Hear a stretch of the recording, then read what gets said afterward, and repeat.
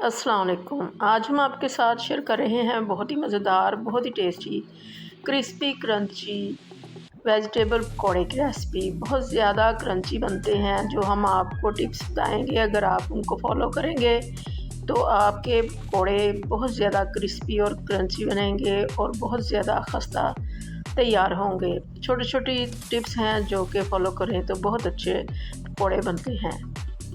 तो ये रमज़ान में ख़ास तौर पे हर घर में बनते हैं और बहुत ज़्यादा मज़े के लगते हैं। इसकी कोटिंग जो होती है उसके अंदर ही थोड़ी सी मेहनत होती है, बाकी ये सब चीज़ें तो बड़ी आसानी से बन जाती हैं और जितने ये क्रंची क्रिस्पी हों उतने ही ये मज़े के लगते हैं।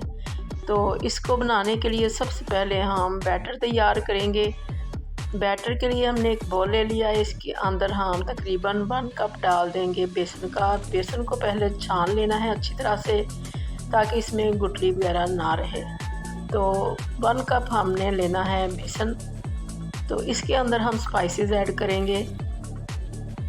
ये 1 टीस्पून अजवाइन डाल दी और इसके बाद 1 टीस्पून सॉल्ट ऐड कर दिया, 1 टीस्पून सुरख मिर्चें पिसी हुई और 1 टीस्पून ही इसमें क्रश चिलीज़ डाल दी। और अब इसके बाद इसके अंदर बड़ी फेवरेट चीज़ है, यह है साबुत धनिया क्रश किया हुआ। ये 2 टीस्पून फुल भर के डालेंगे, बहुत अच्छे लगते हैं ये। तो ये हमने पुदीने के चंद पत्ते लिए हैं जो कि हमने ड्राई करके रखा हुआ है। अगर ये ना हो तो सूखी मेथी अगर हो तो वो डाल लें।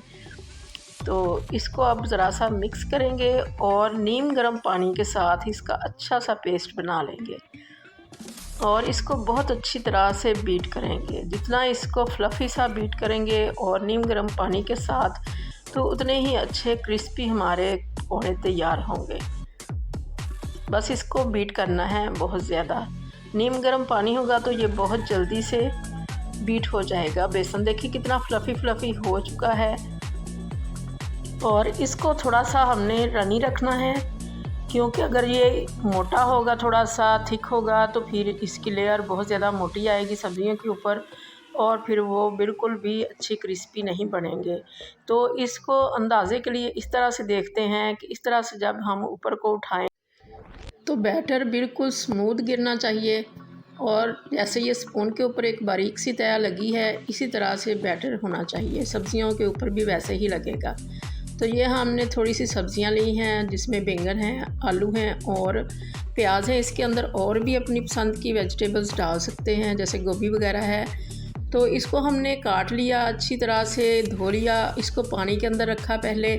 और जब हमने पकौड़े बनाने थे उससे हमने 5 मिनट पहले इसको छलनी के अंदर निकाल के रख लिया, तो फिर अच्छे पकौड़े बनते हैं। अगर इनके अंदर पानी होगा तो बिल्कुल अच्छे नहीं बनेंगे। और इस तरह से हमने बैटर लगाया और इसको झटक लिया। झटकना बहुत ज़रूरी है, फालतू बैटर उतर जाएगा। अब ये हमने सरसों का ऑयल लिया है, मस्टर्ड ऑयल, इसके अंदर एक कतरा डाल के देख लिया है बैटर का, तो अच्छा सा हॉट हो चुका है। तो अब हमने मीडियम फ्लेम कर दी है और ये जो प्याज हैं, इसके प्याज के रिंग जो हैं ये बहुत जल्दी तैयार हो जाते हैं। इनके लिए ज़्यादा तेज़ फ्लेम नहीं रखनी चाहिए और ये बहुत ज़्यादा क्रिस्पी बनेंगे। इस तरह से कुरकुरे और क्रंची से बनेंगे। तो इस तरह से एक एक चीज़ डालते जाएं, एक एक वेजिटेबल को डिप करते जाएं, झटकते जाएं और डालते जाएं, तो पकौड़े हमारे बहुत अच्छे तैयार होंगे। रिंग्स को हम पहले ही निकाल लेंगे क्योंकि वो बहुत जल्दी फ्राई हो जाते हैं, उनके ऊपर बिल्कुल बारीक सी लेयर है। मगर आलू जो हैं और जो बैंगन हैं वो बहुत ज़्यादा हार्ड होते हैं, उनको टाइम लगता है काफ़ी ज़्यादा। तो इनको हमने निकाल लेना है साथ ही, वो एक ही दफ़ा में बड़ी जल्दी से हो चुके हैं। तो ये हमने निकाल लिए और इनको निकाल के किसी छलनी वगैरह के अंदर रखें। इनका जो फालतू ऑयल होता है वो ड्रिप कर जाए और फिर ये बहुत ज़्यादा अच्छे मज़े के होते हैं। इनके अंदर ऑयल बिल्कुल नहीं होना चाहिए, बिल्कुल ड्राई पकौड़े हों तो वो अच्छे लगते हैं। और बेसन की ऊपर लेयर बहुत हल्की सी होनी चाहिए। और स्पाइसेस जो हैं वो अपने टेस्ट के हिसाब से आप ऐड कर सकते हैं। आलू को काफ़ी ज़्यादा टाइम लगता है क्योंकि ये अंदर से गलेंगे तो फिर ही अच्छे लगेंगे, और बैंगन भी। तो इस तरह से जब कलर आ जाए गोल्डन ब्राउन तो फिर इनको निकाल लें और मीडियम फ्लेम पे ही इनको फ्राई करें। और दूसरा बैच डालने से पहले जो इसके अंदर छोटे छोटे ये कतरे गिर गए थे वो उनको निकालना बहुत ज़रूरी है, क्योंकि ये अगर जल जाएंगे, साथ साथ जलेंगे तो दूसरे पकौड़े जो हैं वो अच्छे नज़र नहीं आएंगे, उनके साथ चिपक जाएंगे। तो इस तरह से हमने दूसरा बैच भी ऐड कर देना है साथ ही।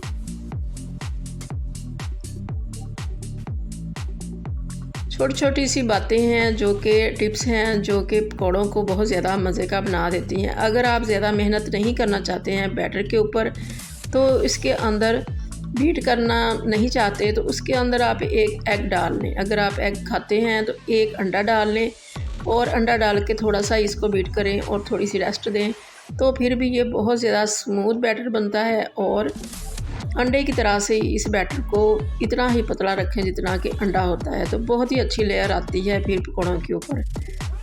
तो अगर मेहनत नहीं करना चाहते ज़्यादा तो फिर इस तरह से बना लें। अदरवाइज़ इस तरह से भी, जिस तरह से हमने आज आपको बताया है, इस तरह से भी बहुत ज़्यादा मज़े के, बड़े ही क्रिस्पी, क्रंची और कुरकुरे और करारे से बनते हैं पकौड़े।